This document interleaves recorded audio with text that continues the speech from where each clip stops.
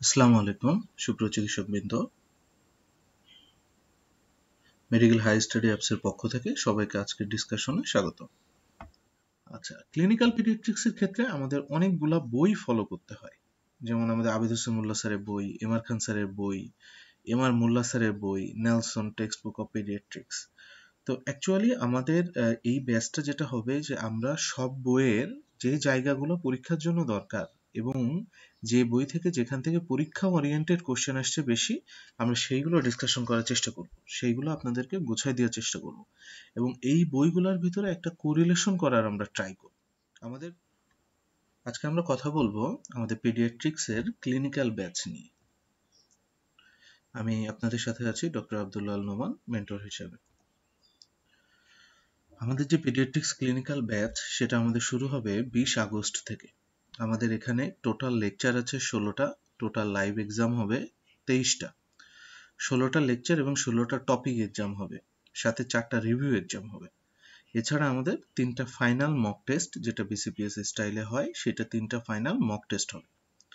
আমাদের এই কোর্সের জন্য আমরা পিডিএফ চ্যাপ্টার ওয়াইজ যেটা আর কি পিডিএফ দেওয়া হবে।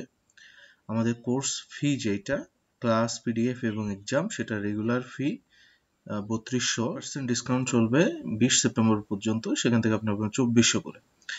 আর হলো শুধু এক্সাম এবং পিডিএফ নিলে সেটা হইলো ডিসকাউন্ট দিয়ে আপনারা পাবেন 1200।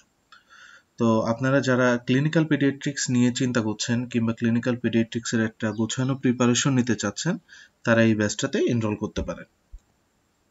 এখানে মেন্টর হিসেবে তো আমি আছি, এছাড়া আমাদের ডক্টর প্রিয়াঙ্কা এবং ডক্টর মান্তাসা পারভিন, এনারও 2 জন আছে যারা আপনাদের সাথে ক্লাস নেবেন, কোশ্চেন করবেন, আপনাদের সাথে সেশন ডিসকাশন করবেন, সবকিছু করবেন। আচ্ছা, ক্লিনিক্যাল পিডিয়াট্রিক্সের ক্ষেত্রে আমাদের অনেকগুলা বই ফলো করতে হয়। যেমন আমাদের আবিদ হোসেন মোল্লা স্যারের বই, এমআর খান স্যারের বই, এমআর মোল্লা স্যারের বই, Nelson text book of paediatrics. তো অ্যাকচুয়ালি আমাদের এই ব্যাচটা যেটা হবে যে আমরা সব বইয়ের যে জায়গাগুলো পরীক্ষার জন্য দরকার এবং যে বই থেকে যেখান থেকে পরীক্ষা ওরিয়েন্টেড কোশ্চেন আসছে বেশি, আমরা সেইগুলো ডিসকাশন করার চেষ্টা করব, সেইগুলো আপনাদেরকে গুছাই দেওয়ার চেষ্টা করব এবং এই বইগুলোর ভিতরে একটা কোরিলেশন করার আমরা ট্রাই করব। আমাদের ক্লিনিক্যাল পিডিয়াট্রিক্স ব্যাচের এটা হলো মেন উদ্দেশ্য। মেন বই থেকে আমরা এমসিকিউর জন্য আমাদের যে ফিগার কিংবা বক্সগুলো আছে সেগুলো থেকে ডিরেক্টলি ইনডিরেক্টলি প্রশ্ন আসে। অনেক সময় যে আমাদের যে ইম্পর্টেন্ট যে ডেসক্রিপশন থাকে সেখান থেকেও প্রশ্ন আসে। এসবি এর যে ডিসকাশন, সেটা আমাদের প্রতিটা লেকচারে আলাদা করে এসবি এর ডিসকাশন হবে, কিন্তু আসলে আপনারা যে টপিকসগুলো পড়েন সেখান থেকে আসলে সিঙ্গেল বেসড কোশ্চেনগুলো আসে এবং কিছুটা আপনার ডায়াগনোসিস বেসড, কিছুটা সিনারিও বেসড কোশ্চেন এখন বেশি আসছে। তো এইগুলো আমরা যখন লেকচার নিব সেই লেকচার ক্লাসগুলোতে আমরা ডিসকাশন করব। আমরা একটা এক্সরে দেখতে পাচ্ছি, সেই এক্সরেটা দেখেন, এক্সরেটা হইলো খুবই পরিচিত একটা এক্সরে যারা আমরা পেডিয়াট্রিক্সে কাজ করি। এক্সরেতে দেখতে পাচ্ছি লাংস ফিল্ডটা অনেক বেশি কালো দেখাচ্ছে। তো লাংস ফিল্ডটা অনেক বেশি কালো মানেই হাইপার ট্রান্সলুসেন্সি। একই সাথে আমার রিপসগুলো অনেক বেশি হরাইজন্টাল দেখাচ্ছে। তো আলটিমেটলি পুরা এক্সরেটা দেখে আমার মাথায় যেটা আসছে সেটা হলো যে এটা একটা রেসপিরেটরি ডিসঅর্ডার এবং ডায়াগনোসিস মোস্ট লাইকলি ব্রঙ্কিওলাইটিস। তো ব্রঙ্কিওলাইটিস কিন্তু আমাদের পরীক্ষার জন্য সবচেয়ে বেশি ইম্পর্টেন্ট এবং ব্রঙ্কিওলাইটিসের ভিতরে সবচেয়ে বেশি ইম্পর্টেন্ট পার্ট হইলো যে এর ইটিওলজি কোনটা। তাহলে ব্রঙ্কিওলাইটিসের মোস্ট কমন ইটিওলজি হইলো রেসপিরেটরি সিনসাইটিয়াল ভাইরাস।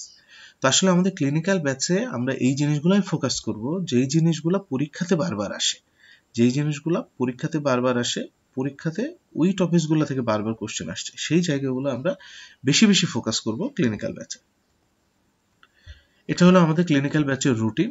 আমরা টোটাল সাবজেক্টটাকেই আমরা ভাগ করছি ছোট ছোট অংশে। যেমন দেখেন, নিওনেটোলজির আমরা 2টা ভাগ করছি, নিওনেটোলজি 1, 2, এছাড়া growth development, developmental delay, immunization, vaccination and infectious disease. এই 4টা পরীক্ষা হওয়ার পরে আমরা একটা রিভিউ এক্সাম রাখছি। এরকম ভাবে দেখেন, প্রতিটা 4টা পরীক্ষার পরেই আমরা একটা করে রিভিউ রাখছি এবং আমরা সিস্টেমগুলোকে এমনভাবে ভাগ করছি যাতে আপনাদের খুব বেশি অসুবিধা না হয়, যে আপনার পরীক্ষার জন্য আপনারা বারবার রিভিশন দিতে পারেন এবং আপনাদের প্রস্তুতিটা যেন গোছানো হয়। এটা আমাদের মেইন ফোকাসিং টার্গেট। তো আজকের আলোচনা এই পর্যন্তই। আশা করি ক্লিনিক্যাল পিডিয়াট্রিক্সের ব্যাচ আপনাদের এফসিপিএস পার্ট 1 প্রস্তুতিতে সর্বোচ্চ হেল্প করবে। সবাই ভালো থাকবেন, সুস্থ থাকবেন। সবাইকে ধন্যবাদ।